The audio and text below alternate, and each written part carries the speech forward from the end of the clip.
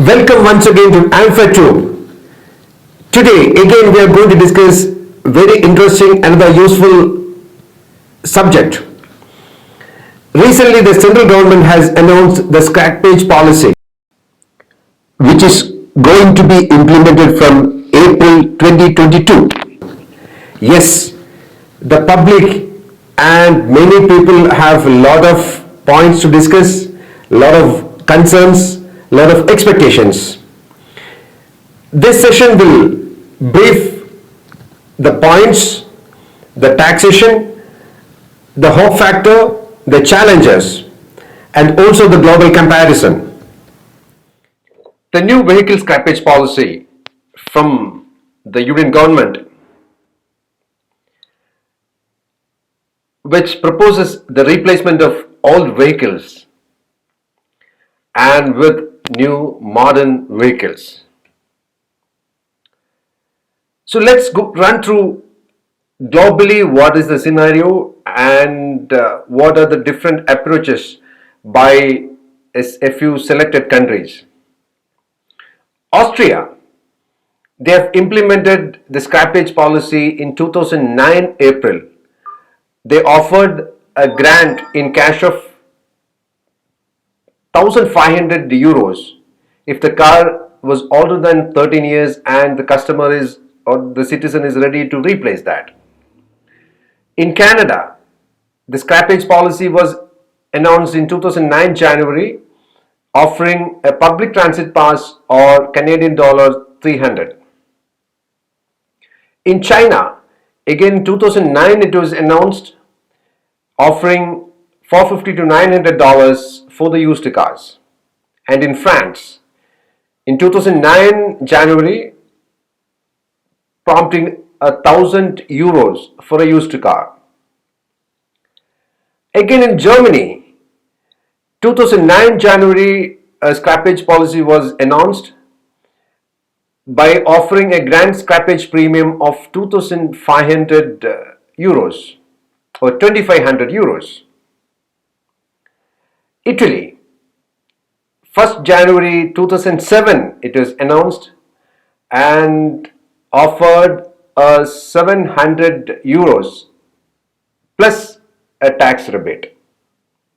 Ireland offered 2009 December 10th, offering 1,500 euros for the cars. And in India, we have announced now, which is going to come in effect from 2022 April 1st onwards.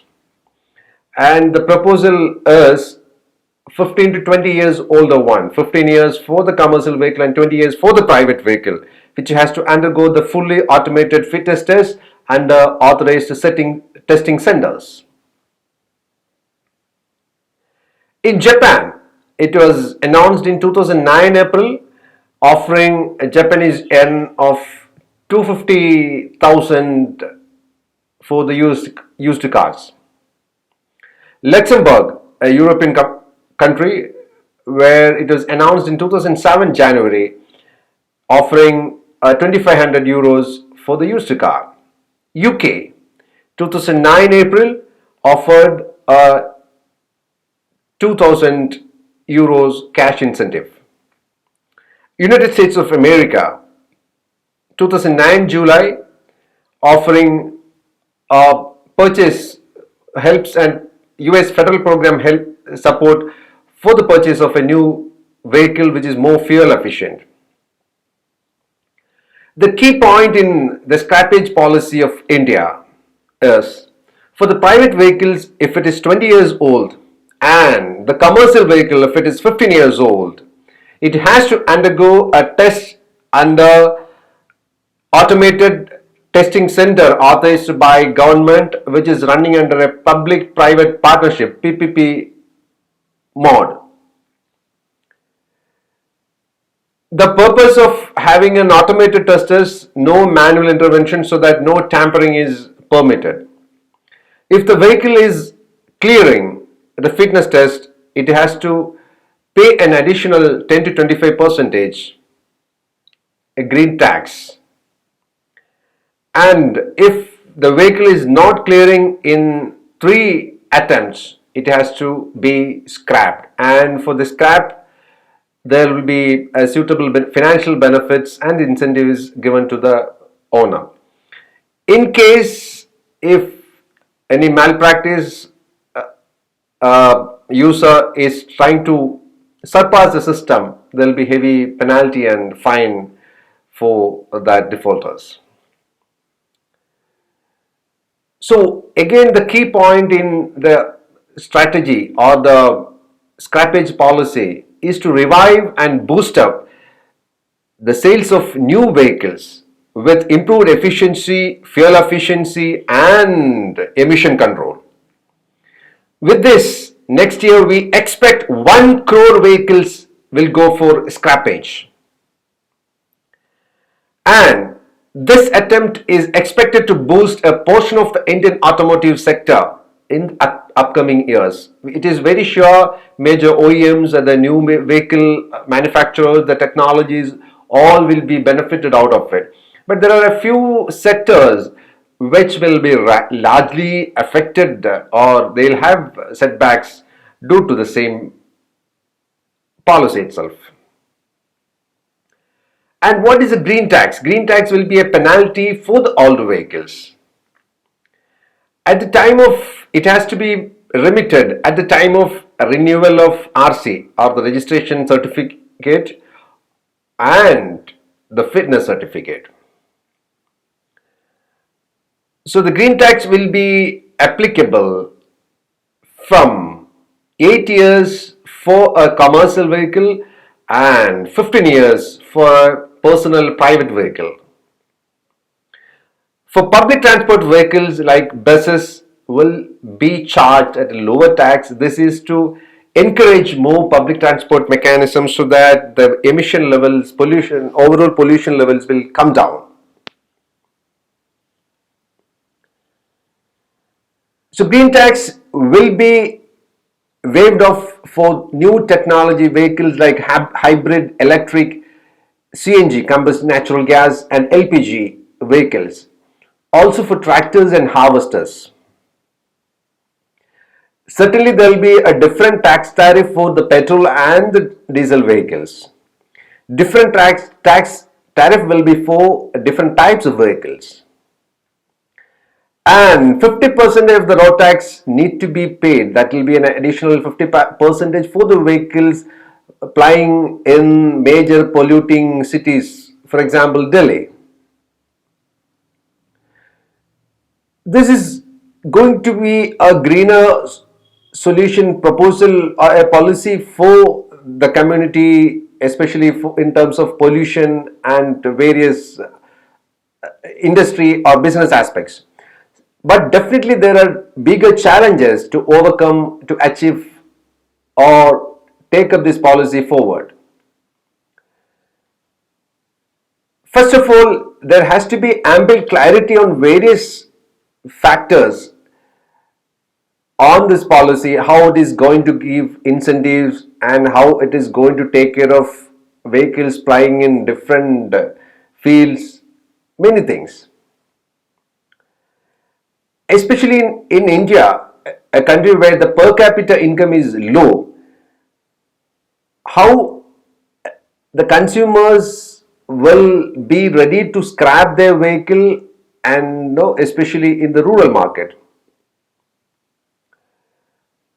Globally, the mandatory requirement is 85 to 95% of the scrappage need to be recycled. But it's a big question, do we have the enough infrastructure for such a large scrappage, for recycling such a large scrappage? For various reasons, many manufacturers will not be able to afford it and it will be unacceptable to those manufacturers and business owners. How the policy is going to affect sector people in various levels, various strata. Definitely for the lower middle class or middle class family, used car, a car which is old enough, and it is very rarely they change the car in between. So a high tax band for older vehicles is going to really affect their family budget. It's going to burden them. So how are we going to take care of that? And for many, when one or two vehicles used as a taxi, which is the breadwinner for the family, will they be able to buy a new car, replace the car with a new vehicle? How are we going to make them sustainable? The aftermarket, which is a big business sector for many people, it's a their living. They are making their living out of it.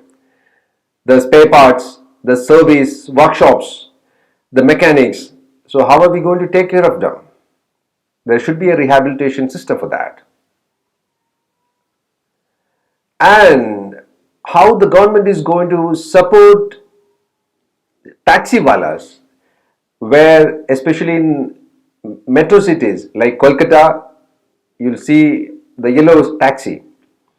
Mumbai, in Chennai, many metro cities you see very old ambassador and similar ones still plying, and it's a breadwinner for a family. So how are we going to take care of that? Ola, Uber type of taxi services. How do we expect a reformation in those business sector? The auto rickshaws, which are used widely in Indian streets. So how the policy is going to really address those strata? And vintage cars, we all know. So the vintage car is a pride and it's a legacy for many.